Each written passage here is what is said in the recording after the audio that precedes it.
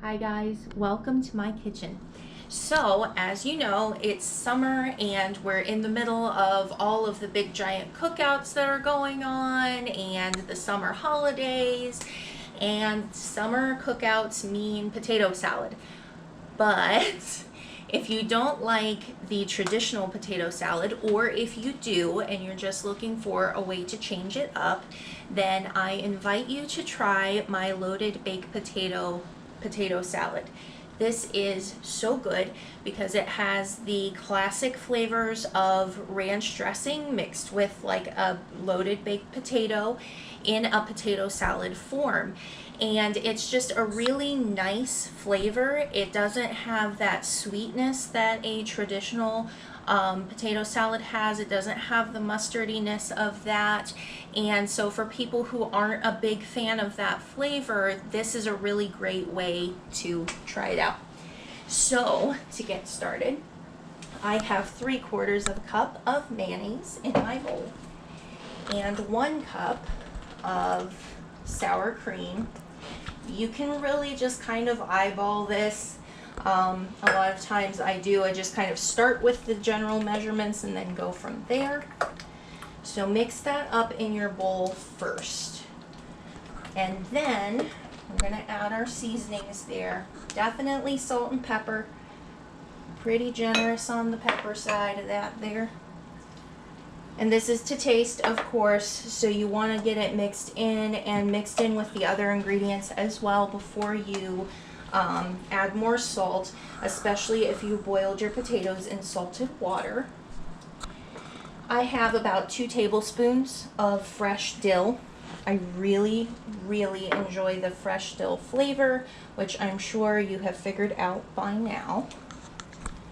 So that's going to get mixed in. I have probably about 6 green onions cut up here. You can kind of eyeball that.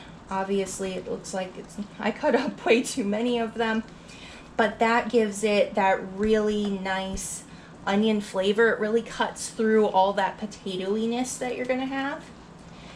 So there's that.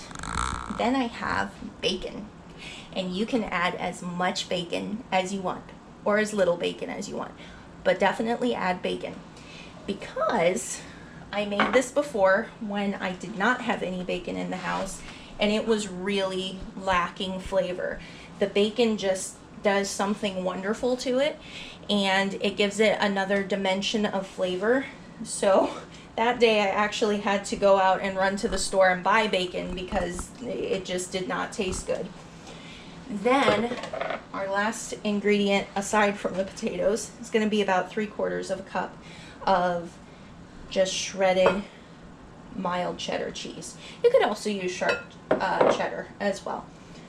So that's going to be our sauce base for that. Now, on to the potatoes. These potatoes, I did boil them whole, and that is just personal preference. You don't have to do that. You can boil them pre-cubed, but I like boiling them whole because I feel like it gives me a little bit more control of the potato, and I don't think that it takes that much longer to boil them whole. Basically, it just helps it to be a little bit less mushy because you don't really, for this application, you're not making mashed potatoes. You want that potato to be firm and whole. So this is about the size that I'm going to cut my potatoes in, about 1-inch cubes.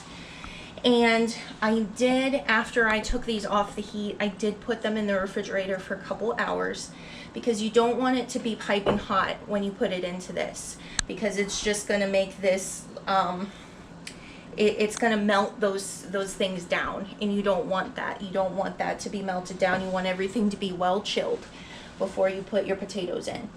So I do mix up my sauce first before I put my potatoes in because I also want to control the amount of sauce to potato.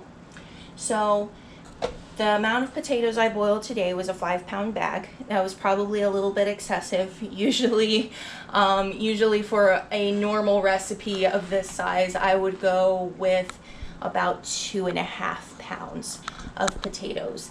But you're gonna go ahead, obviously, and just mix your potatoes in here, and just make sure that you don't put so many potatoes that you don't get any of the saucy goodness. So I hope you enjoy it and have a wonderful day.